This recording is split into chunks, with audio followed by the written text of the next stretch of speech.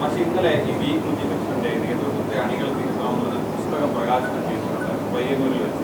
അപ്പൊ അതിൽ പറയുന്നത് പാർട്ടിയുടെ 101 ലക്ഷം രൂപ നഷ്ടമായി എന്നുള്ളതാണ് ഓരോന്നും. കുറേ ദിവസമായാലും പറയാൻ തുടങ്ങിയിട്ട് പാർട്ടി വ്യക്തമാക്കിയ നിലപാട് സ്വീകരിച്ചിട്ടുണ്ട്. ഇനി അതിനിപ്പുറം ഒന്നും പറയാനില്ല.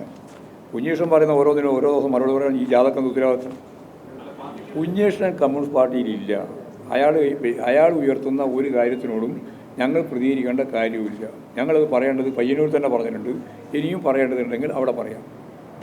അത് പ്രാദേശിക പ്രശ്നമായിട്ട് മാത്രം കണ്ടാൽ മതി. അവിടെ ഉള്ള കാര്യം അവിടെ പരിഹരിച്ച് പോകും. അതേ കുഞ്ഞീഷ്ണനെ പാർട്ടിയിൽ നിന്ന് പുറത്താക്കിയ ഒരാളാണ്. അയാൾക്ക് എന്തും ഉന്നയിക്കാം. അതുകൊണ്ട് ആ ഉന്നയിക്കുന്ന കാര്യം വെച്ചുകൊണ്ട് ഞങ്ങളുടെ ചർച്ച ചെയ്യാനൊന്നും ഉദ്ദേശിക്കുന്നില്ല.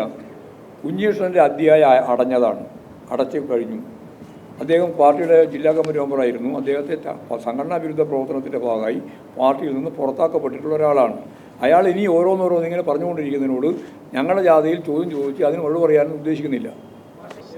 വെറുതെ നിങ്ങൾ ജപിച്ചുകൊണ്ടിരിക്കും. രാവിലെ മുതൽ വൈകുന്നേരം വരെ ജപിക്കും. കുഞ്ഞീഷ്ണാണ് കേട്ടോ.